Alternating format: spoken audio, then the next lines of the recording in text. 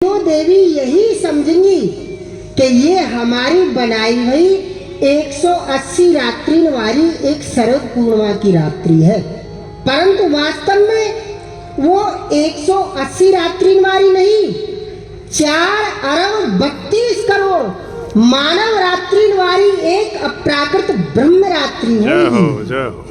तो कहा योग माया, आप मोको यह बताओ, 4 अरब 32 करोड़ रात्रि तक कहा दिवस नहीं होएगा, सूर्य नारायण उदय नहीं होंगे, यह सब जग, यह सब ब्रज सोम तो ही रहेगा।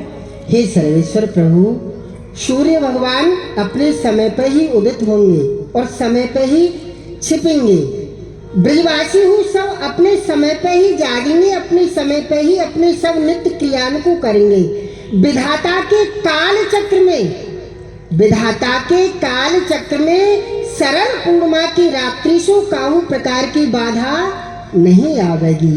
ये रात्रि तो एकमात्र आपके और ब्रज की गोपिन के प्रेम के विलसण के लिए है और काहू के लिए नहीं है। आहा, और कहा कार्य करोगी आप पाकू हूँ बताओ। चौथी सेवा सर्वेश्वर, चौथी सेवा ये होगी, जब आप अनंत कोट गोपीन के संग महाराज विलास करोगे ना, तो वास्तव में मैं आपके ही अनंत रूप प्रकट कर दूंगी। जैसे कि एक दीपक में सो अनंत दीपक प्रज्वलित है जाए हैं, वही प्रकार एक श्यामल ज्योति स्वरूप श्याम तो मध्य में श्री राधा जी के संग विहार करेंगे, और जो आपकी प्रकाश मूर्ति होंगी वो सब अनंत कोट गोपीन के संग विहार करेंगे। आहा योग माया, यह तो बड़ो ही सुंदर कार्य है। और 5वीं सेवा कहा करोगी? 5वीं सेवा ये करूंगी, आपको जो रास मंडल है ना, हाँ, बहुत छोटा सा है।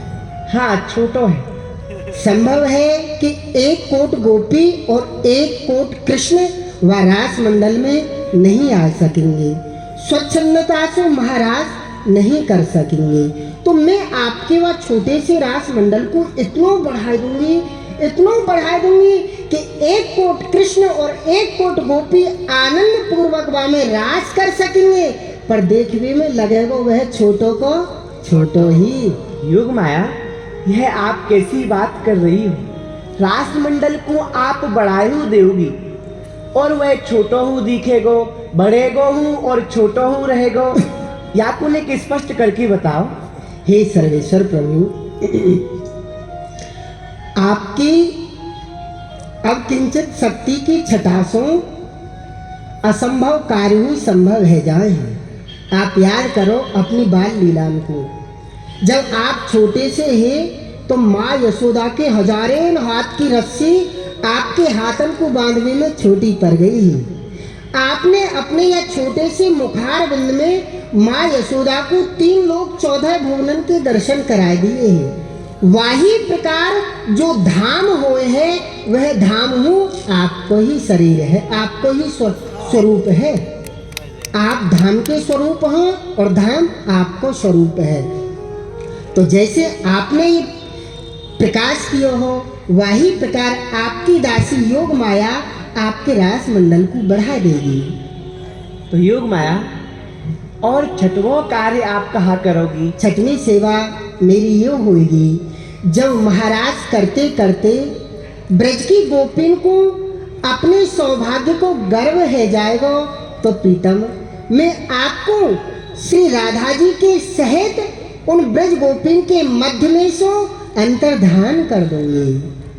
अच्छा, आप उनके मध्य में सो मोको अंतर्ध्यान कर दोगी? हाँ सर्वेश्वर। परंतु योग माया, यह तो बड़ो ही असंभव कार्य है, क्योंकि यदि आप ऐसा करोगी तो ब्रज गोपी तो मेरे विरह में रोए रोए के मर जाएंगे। ऐसा आप क्यों कर रही हो? ऐसा नहीं होगा सर्वेश्वर। कहा कहूँ आपकी प्रिय वस्तु नष्ट है सके है, कहूँ नहीं है सके है। वास्तव में आपकी दासी योग माया अपने अनंत कोट रूप प्रकट करके ब्रज गोपीन के प्राण की रक्षा करेगी। आहा, और 7वां कार्य? 7वीं सेवा मेरी ये होगी, जब आप राधा जी से क्षण काल के लिए अंतर ध्यान होंगे, तो वास्तव में मैं अपने कोटान कोट प्राणों से राधा जी के एक एक श्वास की रक्षा करूंगी। योग माया, यही कार्य अवश्य आपको करना है, आपको अवश्य ही ध्यान रखिए। और आठवीं सेवा आप कहा करोगी, बात में बताओ। आठवीं सेवा में ये करूंगी सर्वेश्वर, जब ब्रज की गोपी और श्री राधा जी आपके विरह में तन में तदाकार है कि आपकी लीलाओं को अनुकरण करने लगेंगी, तो वास में बैर भाव वाली पूतना, बैर भाव वाली काली नाग, बात्सल भाव वाली माँ यशोदा, पति भाव वाली ब्रज की गोपी, इन सबके भाव में स्वयं ही उन ब्रज गोपीन के हृदय में प्रकट कर दूंगी और वो आपकी लीला को अनुकरण कर सकेंगी। आहा, बड़ी ही सुंदर। और कछु कार्य करोगे हाँ, तो बाकी ही बताओ। नौवीं सेवा और है। हाँ बताओ। नौवीं सेवा ये है, आपके रास मंडल के दाएं बाएं ऊपर नीचे चारों ओर एक ऐसो आवरण डाल दूंगी कि मनुष्य की तो कहा चले स्वयं देवता हूँ आपके महाराज के दर्शन नहीं कर पाएंगे। रास मंडल के स्थान पे देवता को केवल एक ज्योति मंडल के दर्शन होंगे और शब्दन के वो स्थान पे केवल आपके नूपुरन की और वाद्यन की ही ध्वनि श्रवण होगी। आपको कोई संभाषण उन देवताओं को प्राप्त नहीं होगा।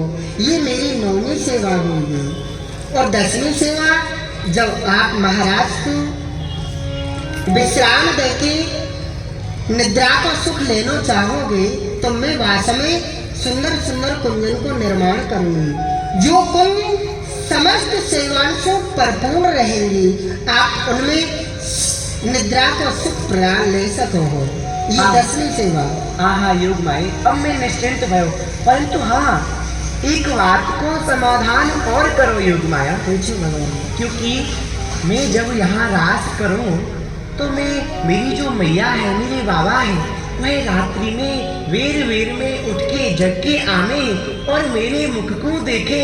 यदि मैं यहाँ रहूँगा, रास मंडल में उपस्थित रहूँगा, तो कहा मैं मैया और बाबा को वहाँ देखता रहूँगा कि नहीं? अवश्य देखोगे।